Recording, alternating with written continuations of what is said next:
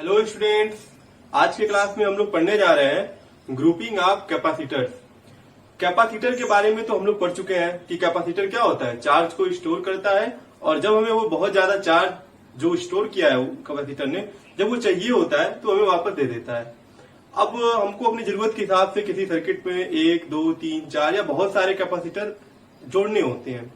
तो ये जो कनेक्शन हम लोग करते हैं, जो सर्किट के अलावा हम लोग इसका कनेक्शन करते हैं, तो ये दो तरह से करते हैं। तो इसीलिए आज का टॉपिक हमारा है ग्रुपिंग ऑफ कैपेसिटर।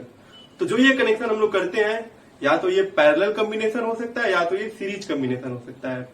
तो आप लोग पहले पढ़ चुके हो, पहले आप लोग रेजिस्टेंस के बारे में जब आप ओम्स लॉ पढ़े होगे क्लास 10th में, तो आप लोग रेजिस्टेंस में ऐसा पढ़े होगे कि रेजिस्टेंस में क्या होता है, सीरीज कॉम्बिनेशन और पैरेलल कॉम्बिनेशन। तो सीरीज कॉम्बिनेशन में करंट कैसे वेरी किया, पोटेंशियल कैसे वेरी किया।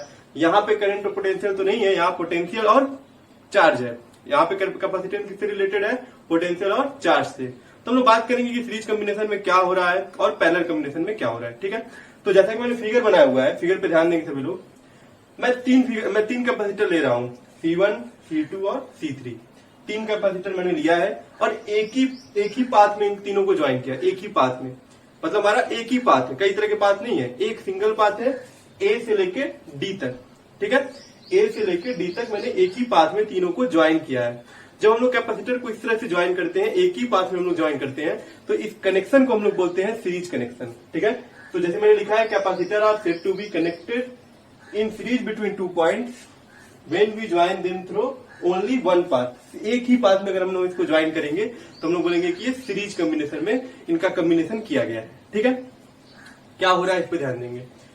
यहां से हम लोग, यहां से मैं इसे चार्ज कर रहा हूं किसी बैटरी या किसी भी सोर्स से, हम इसे क्यू चार्ज दे रहे हैं। ठीक है, क्यू चार्ज दे रहे हैं, तो ये क्या होगा, इसके इस वाले प्लेट पे क्यू चार्ज और इस वाले प्लेट पे निगेटिव क्यू चार्ज यानी माइनस चार्ज।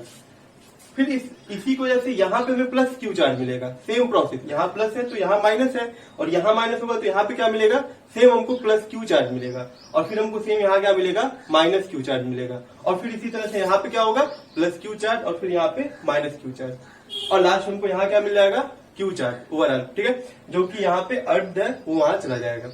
बात समझ में आई सभी को, समझ में ना सभी को। मैंने यहाँ पे कनेक्ट किया होगा अगर इस प्लेट को, तो माइनस प्लस भी ज्वाइन हुआ होगा, जितना माइनस इंड्यूस हुआ प्लस भी उतना ही हुआ होगा। तो वो जो प्लस इंड्यूस हुआ होगा वो इसके पास चला होगा। ठीक है, और लास्ट में क्या हुआ होगा, लास्ट में हो सकता है 3 भी हो 4 भी हो, तो लास्ट में जो लास्ट का कैपेसिटर होगा उसको हमने अर्थ किया हुआ है, तो वो जो प्लस क्यू चार्ज बचा होगा वापस हमको मिल जाएगा। यानी कि हमने यहाँ ए वाले पॉइंट पे प्लस क्यू चार्ज दिया था, ध्यान देंगे अब यहीं पे, यहां से हमने इसको प्लस क्यू चार्ज दिया था और लास्ट में हमें क्या यहाँ पे मिलेगा, डी पे प्लस क्यू चार्ज ही मिलेगा। कोई डाउट नहीं है ना किसी को इसमें। प्लस यहाँ पे था, यहाँ माइनस हुआ सेम, फिर यहाँ प्लस, यहाँ माइनस, यहाँ प्लस और यहाँ माइनस, और यहाँ पे फिर हमको प्लस चार्ज मिलेगा। यानी हम लोग कह सकते हैं कि जब सीरीज कॉम्बिनेशन हुआ है तो हमारा चार्ज क्या है, सेम है। तो हम लोग यहाँ लिख सकते हैं चार्ज इज सेम या constant in series combination, in series combination. ठीक है, क्योंकि जितना हमने इसको चार्ज दिया था उतना चार्ज हमें वापस लास्ट में मिल जा रहा है। ठीक है, तो हमारा चार्ज क्या है, सेम है। अब बात करते हैं, जब चार्ज सेम है तो क्या है, कैपेसिटेंस तो डिफरेंट है यहाँ पे, क्योंकि C1 है, C2 है, C3 हमने अलग अलग पहले ही ले रखा है। तो क्या डिफरेंस हो सकता है, यहाँ पे जो पोटेंशियल है वो चेंज हो सकता है, पोटेंशियल अलग अलग होगा, क्योंकि हमारे पास 3 ही टर्म होते हैं। C इज इक्वल टू हमारा क्या होता है, Q/V होता है। अगर ये चीज कांस्टेंट है तो, और ये भी डिफरेंस है, तो इसकी वजह से ये डिफरेंस हो रहा होगा। अगर कैपेसिटेंस तीनों का डिफरेंस है तो किसकी वजह से डिफरेंस होगा, वो V की वजह से होगा। ठीक है, और एक बात है कि यहाँ पे आप लोग देखो, मैंने कई पॉइंट बनाए, A, B, B, C और C, D। तो आप लोग को पता है कैपेसिटेंस के साथ क्या होता है, पॉइंट के साथ वेरी करता है। तो AB के बीच पर जो पोटेंशियल होता है पॉइंट के साथ क्या होता है, वेरी करता है। तो AB में क्या है पोटेंशियल, VB, V1, और BC में क्या है, V2, और CD में क्या है, V3। ये हमारा हर पॉइंट का पोटेंशियल है, और टोटल पोटेंशियल हमारा क्या हो जाएगा, V। तो हम लोग ये V1, V2 और V3 की वैल्यू को लिखते जाएंगे। जैसे हम कह सकते हैं कि potential is different, potential is different. क्या डिफरेंट, सीरीज कॉम्बिनेशन में पोटेंशियल क्या हो रहा है, डिफरेंट हो जा रहा है। बात करें अगर हम लोग V1 की बात करें, V1 क्या हो जाएगा हमारा, V1 क्या हो जाएगा, V1 हो जाएगा Q अपॉन C1। उसी तरह से V2 की बात करेंगे तो Q अपॉन C2। उसी तरह से अगर V3 की बात करेंगे हम लोग तो V3 इज इक्वल टू हमारा हो जाएगा Q अपॉन C3। ठीक है, ये हमारा तीन पोटेंशियल है, V1 is equal to Q upon C1, V2 is equal to Q upon C2 और V3 is equal to Q upon C3। Okay students, अब अगर हम लोग बात करें टोटल पोटेंशियल, ये जो V है इसकी बात करें तो क्या हो जाएगा, V is equal to Q upon CS। आप लोग समझ रहे हो CS क्या है, CS का मतलब है equivalent capacitance of series combination. ठीक है, और ये जो टोटल पोटेंशियल होगा वो इन तीनों पोटेंशियल का क्या होगा, अलजेब्रिक सम होगा। ठीक है, तो कह सकते हैं हम लोग, यहां से हम लोग कह सकते हैं कि जो V होगा हमारा वो हो जाएगा V1 plus V2 plus V3। Okay, और यहां से हम लोग इसको लिख सकते हैं Q upon CS, Q upon C1, Q upon C2 और Q अपॉन C3। ये हमारा तीन क्या हो गया, ये पोटेंशियल टोटल हमारा हो गया। तीनों पार्ट में से हम लोग क्या करेंगे, Q को कॉमन लेके कैंसिल कर देंगे, दोनों साइड में हम लोग को क्या मिल जाएगा, Q कॉमन मिलेगा और ये हो जाएगा 1 अपॉन CS, 1 अपॉन C1 और 1 अपॉन C2 और 1 अपॉन C3। ये हमारा हो जाएगा capacitance of series combination, equivalent capacitance of series combination. आप लोग ध्यान दो तो आप लोग को देखने में लग रहा होगा कि रेजिस्टेंस के अपोजिट जस्ट है। रेजिस्टेंस हम लोग सीरीज में तीनों को जोड़ते थे और यहाँ पे क्या हो रहा है, ये पैरेलल कॉम्बिनेशन, जो रेजिस्टेंस में पैरेलल कॉम्बिनेशन में हम लोग कर रहे थे इक्विवेलेंट निकालने के लिए, वो काम हम लोग को सीरीज में करना पड़ रहा है कैपेसिटेंस के लिए। ठीक है, अब हम लोग बात करते हैं पैरेलल कॉम्बिनेशन की, कि कैपेसिटर को हम लोग पैरेलल में कंबाइन करेंगे तब क्या होगा। तो जैसे मैंने फिगर में बनाया हुआ है, पैरेलल में क्या हो रहा है कि जो मैंने कैपेसिटेंस लिया है C1, C2 और C3, पैरेलल कॉम्बिनेशन में क्या मतलब है कि जो हमने वहां सिंगल पाथ लिया था, यहाँ डिफरेंट पाथ है, सबके लिए अलग पाथ, हर कैपेसिटेंस का अलग पाथ। एक पाथ ये है, दूसरा पाथ ये है, तीसरा पाथ ये है, तो हर एक पाथ पे एक अलग अलग कैपेसिटेंस हम मैंने लगाया है, C1, C2 और C3। मैंने लिखा भी है यहाँ पे, capacitors are said to be in parallel combination if we join them along different paths. ठीक है, अगर हम लोग डिफरेंट पाथ्स पे उसको ज्वाइन कराएंगे तो वो हमारा हो जाएगा पैरेलल कॉम्बिनेशन। ठीक है, होगा क्या इसमें, अब इस पे ध्यान देते हैं हम लोग। हम यहां से इसको प्लस क्यू चार्ज दे रहे हैं, ये प्लस क्यू चार्ज ये पॉइंट तक आएगा और यहां से प्लस क्यू चार्ज जब डिवाइड होगा, जैसे करंट डिवाइड हो रहा था वहां पे, करंट को अपने, जैसे अगर हम लोग पाथ, बहुत सारे पाथ बनाते हैं, जैसे मान लीजिए कि 2-3 तरह का पाथ है, तो हमारा माइंड डाइवर्ट होता है ना कि हमको किस पाथ पे जाना है, वैसे ही ये भी डाइवर्ट होता है, अपने आप को डिवाइड कर लेता है। ठीक है, अगर आपको कहा जाए कि एक दिन में आपको हर सब्जेक्ट पढ़ना है, फिजिक्स भी पढ़ना है, केमिस्ट्री भी पढ़ना है, मैथ भी पढ़ना है या बायो भी पढ़ना है, तो आप लोग क्या करोगे, आपको टाइम को डिवाइड करना पड़ता है। ऐसा नहीं है कि आप सब एक ही दिन में कर लोगे, ऐसा नहीं है। अगर एक पढ़ना है तो टाइम बस एक सिंगल सब्जेक्ट के लिए है तो डिवाइड करना पड़ता है। वैसे यहाँ भी क्या हो रहा है, डिवाइड हो रहा है।